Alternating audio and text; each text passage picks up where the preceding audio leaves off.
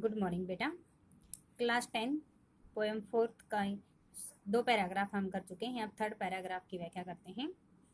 मिला कहाँ सुख जिसका मैं सौपन देख कर जाग गया, आलिंगन में आते आते मुस्का कर जो भाग गया, जिसके अरुण कपोलों की मतवाली सुंदर छाया में। सबसे पहले इसका प्रसंग लिखते हैं। प्रस्तुत पद्यांश हमारी हिंदी की पाठ्य पुस्तक स्टिच भाग 2 में संकलित थे। आत्मकथन नामक कविता से ली गई है। इसमें इसके कवि जयशंकर प्रसाद जी हैं। इसमें उन्होंने अपनी प्रेमिका के साथ जो प्रेम पूर्वक बातें की थी उनका वर्णन करते हुए उनकी सुख यादें का बताते हुए कह रहे हैं कि मिला कहाँ वह सुख जिसका सौपन देखकर मैं जाग गया। इसमें कवि कहता है कि मैंने सौपन के अंदर जिस सुख को देखा था उसे प्राप्त करने के लिए मैं नींद से जाग गया हूँ, लेकिन फिर भी मुझे वह सुख प्राप्त नहीं हुआ है। कि इसमें क्या कहते हैं इसके कवि कि सौपन के अंदर मैंने जिस सुख को देखा था उसे प्राप्त करने के लिए मैं नींद से जाग गया हूँ, लेकिन फिर भी मुझे वह सुख प्राप्त नहीं हुआ है। आलिंगन में आते आते मुस्कुरा कर जो भाग गया।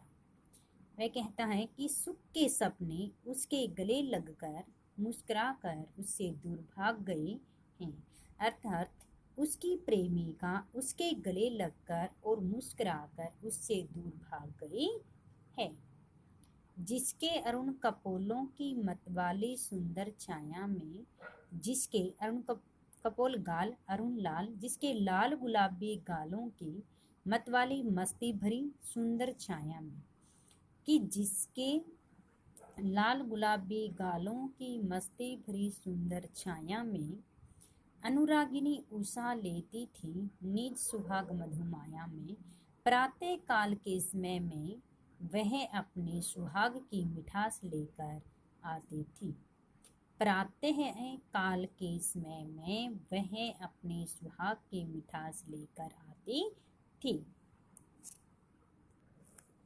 उसकी समर्ति पाथे बनी है थके पंथे के पंथा के।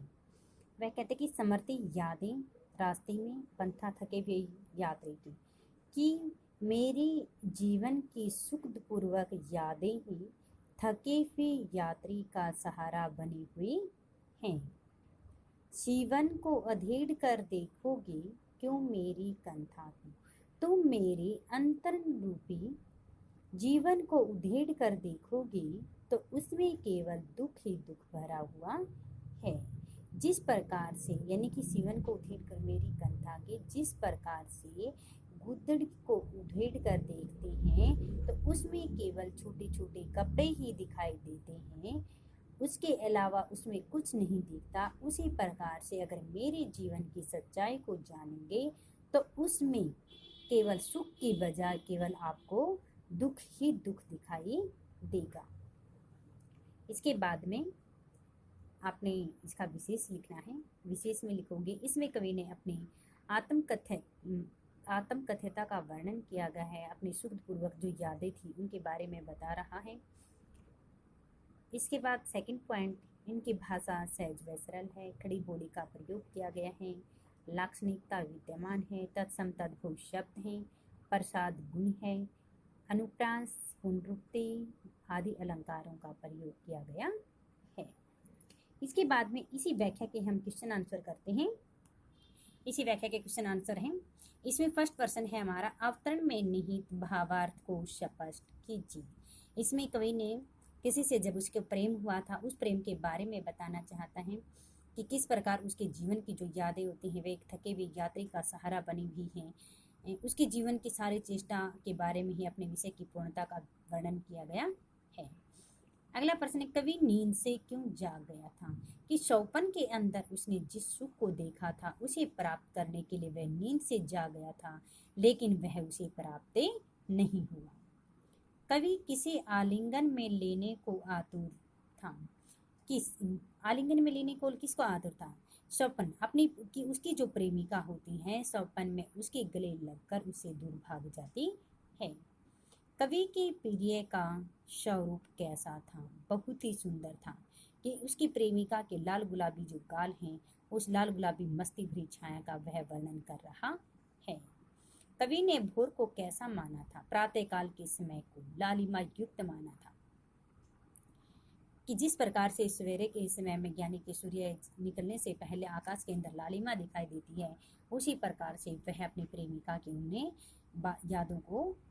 बातों को याद कर रहा होता है। कवि को किसका सहारा प्राप्त हुआ था? स्वप्न में देखी अपनी जो प्रियतमा थी, उस प्रियतमा की यादों का सहारा प्राप्त हुआ था। कवि अपना रास्ता कैसा मानता है? कि वह बताता कि मेरा जो रास्ता होता है वह बहुत ही कठिन है और जो थके हुए जो यात्री हैं, उन यात्रियों का सहारा भी बना हुआ है। जीवन को उधेड़ कर देखना से क्या है? कि मेरे जीवन यानी कि मेरे हृदय के अंदर, मन के अंदर छुपी हुई जो पुरानी यादें हैं, अगर उनको तुम उधेड़ कर देखोगे तो उसमें केवल दुख ही दुख भरा हुआ दिखाई देगा, उसमें सुख के कोई भी पल आपको दिखाई नहीं देंगे। कंथा से क्या तात्पर्य है? कंथा का शाब्दिक अर्थ क्या होता है? गुदड़ी। कि जिस प्रकार से गुदड़ी को उधेड़ कर हम देखते हैं तो उसमें केवल कब छोटे छोटे कपड़े ही दिखाई देते हैं, उसी प्रकार से कवि ने कहा कि मेरे अंतर्मन रूपी मन को अगर उधेड़ कर देखोगे तो उसमें केवल दुख ही दुख भरा हुआ है। ये हमारे व्याख्याओं के प्रश्न थे। इसके बाद में इसी व्याख्या के छोटे प्रश्न आते हैं आपके। कवि ने अवतरण में किसका आभास दिया है? कवि ने किसका आभास दिया है? किसी के प्रेम को प्राप्त करने का आभास उसने दिया है। किस शब्द शक्ति का प्रयोग किया गया? ये हमने काव्य सौंदर्य के अंदर बताया गया था। लाक्षणिकता शब्द शक्ति का इसमें प्रयोग किया गया है। किस बोली का प्रयोग था? खड़ी बोली का प्रयोग किया गया है। शब्दावली कैसी थी? तत्सम तद्भव शब्दों का प्रयोग किया गया था। काव्य गुण कैसे थे? इसमें बताया था प्रसाद गुण है। शैली कौन सी? इसमें आत्मकथात्मक शैली है। इसमें अवतरण में निराशा के भाव का एक उदाहरण दीजिए। मिला कहाँ वह सुख जिसका स्वप्न देखकर मैं जाग गया। कविता के हिंदी काव्य किस काव्य धारा से संबंध? छायावादी काव्य धारा से संबंधित है। इसमें अलंकार कौन कौन से? पुनरुक्ति और अनुप्रास अलंकारों का इसमें प्रयोग किया गया है। ये हमारी व्याख्याओं के प्रश्न हैं। इसी में से हमारा एक प्रश्न बनता है बड़ा। कवि ने जो सुख का स्वप्न देखा था उसे कविता में किस भाव में अभिव्यक्त किया गया है? कि कवि ने सुख के जिस स्वप्न को देखा था वह उसे प्राप्त नहीं कर सका, क्योंकि जब वह नींद से जागा तो उस समय उसका वह स्वप्न अधूरा ही रह गया था। उसकी जो यादें, लेकिन उसकी जो यादें होती हैं वह यादें उसके मन की गहराई तक जमी हुई हैं कि अब उसके हृदय में अपने प्रिय की सुप्त छवि जो विद्यमान होती है, उसका जो भोलापन है, लेकिन कवि ने अपने उसके लिए अपने सरलते शब्द का प्रयोग किया था कि मैंने वे प्यार भरी मधुर चांदनी रातों में जो यादें बिताई हैं उन बातों का वर्णन मैं किसी के सामने नहीं कर सकता, और अपनी प्रिय की हंसी का स्रोत जीवन के कण कण में समाया, उसकी आंखों में समाया हुआ है, और वही प्रसन्नता उसके स्वप्न के समाप्त होते ही उसकी जो यादें होती वो यादें भी उसके साथ ही समाप्त हो जाती हैं। लेकिन उसकी वास्तविकता जो होती है वह उसके सामने आ जाती है, उसकी कल्पना सौंदर्य सामने आ जाती है। उसने कहा कि उसकी प्रिय का अपार सौंदर्य स्वामी था। उसकी लालिमा के सामने वह ऐसा प्रतीत हुआ जिस प्रकार से सूर्य की लालिमा, उषा की लालिमा फीकी पड़ जाती है, धीरे धीरे उसका जो दृश्य होता है वह भी बदले जाता है। ये उसका बड़ा क्वेश्चन है। उसी में से एक क्वेश्चन आंसर राइट प्लस से लरा।